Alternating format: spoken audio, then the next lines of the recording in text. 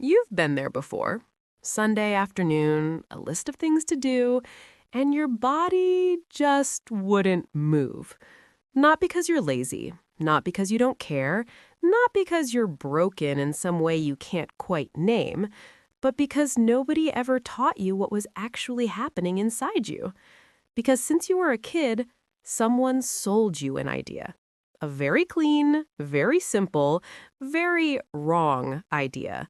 That motivation is a feeling. That one day you just wake up and it's there, bright, loud, pulling you out of bed before the alarm even goes off, ready to conquer everything on your list before noon, ready to become the person you always said you'd be. And for a while, you believed it. You waited for that feeling. You chased it. You tried playlists, cold showers, motivational speeches, vision boards, new notebooks, fresh starts on Mondays. And sometimes it worked. For a day, maybe two, maybe even a whole week if you were lucky. But then it disappeared again. Without warning, without reason. And every single time it did, you arrived at the same cruel conclusion. Something is wrong with me. Let me sit with that for a second, because that thought, that quiet, devastating thought, is probably the most common lie that intelligent, capable people tell themselves every single day. You looked around at other people and they seemed fine. They seemed driven, consistent, focused, and you wondered what they had that you didn't. But here's what nobody tells you. They were scared too. They were tired too. They just stopped waiting for the feeling to show up first. Now let me ask you something personal. Have you ever done something important in your life without feeling like it at the start? Of course you have. You showed up to that hard conversation you kept postponing. You sent that email you had been avoiding for 2 weeks. You got out of bed on a morning that felt completely impossible. You finished something you started even when the excitement was long gone. Not because you were motivated, not because everything aligned perfectly, but because you moved anyway. And that's exactly where the lie starts to crack open. The motivation they sold you, the kind that has to arrive first warm and ready before you lift a single finger, it doesn't exist the way they told you it did. Think about the last time you washed the dishes with zero desire to do it. You stood there, reluctant, annoyed, you put your hands in the water anyway, and somehow, 10 minutes later, you were washing everything, wiping down the counter, organizing the cabinet, cleaning the stove, almost in a trance. Nobody gave you a pep talk before that happened. Nothing magically shifted inside you. You just started, and starting changed everything. The frog doesn't wait to feel like jumping. It doesn't sit on the rock having an existential crisis about whether today is the right day. It doesn't scroll through motivational content hoping something finally clicks. It just jumps.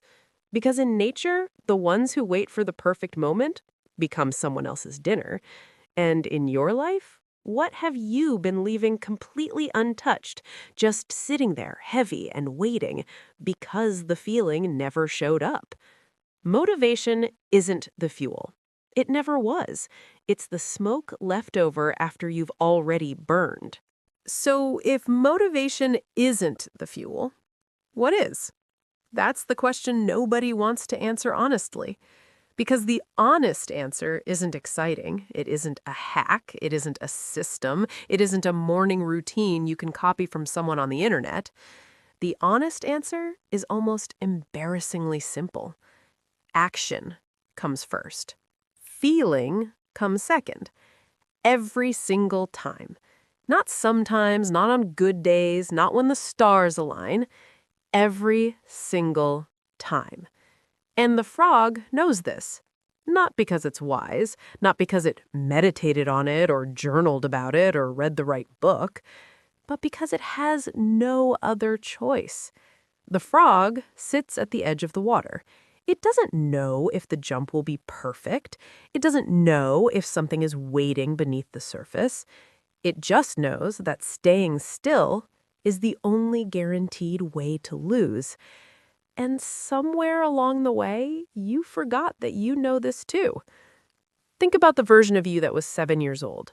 That kid didn't wait to feel ready, didn't wait for confidence, didn't wait for the perfect moment, saw something interesting and just went for it. Fell down, got up, tried again before the tears even dried. That wasn't recklessness. That was the purest, most honest relationship with action you've ever had. And then life happened. People watched. People judged. People laughed at the wrong moments. And slowly, without you even noticing, you started waiting. Waiting to feel ready, waiting to feel confident, waiting to feel motivated enough to deserve to try. And the list grew longer.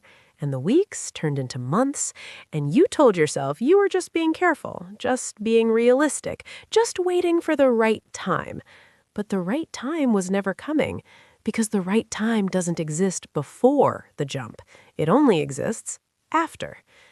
Here's what the frog understands that we don't. The jump creates the confidence. The action creates the clarity. The movement creates the feeling you were waiting for all along. You don't think your way into a new way of acting. You act your way into a new way of thinking. And that changes everything about how you see the days when nothing feels possible. Because those days aren't signs that something is wrong with you. They're just days. Heavy, gray, inconvenient days. That pass. That always pass. The question is what you did while they were here. Did you wait on the rock, or did you jump anyway? Even badly, even scared, even without a single ounce of motivation in your body.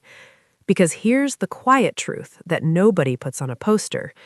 The people you admire most, the ones who seem to have it together, the ones who show up consistently, who finish things, who keep going, they don't feel more motivated than you. They just got tired of waiting to feel ready. And on the other side of that decision, on the other side of the jump, everything you've been waiting for has been sitting there the whole time, not waiting for you to feel ready, just waiting for you to move. The frog doesn't think about the water. It thinks about the other side. Maybe it's time you did too.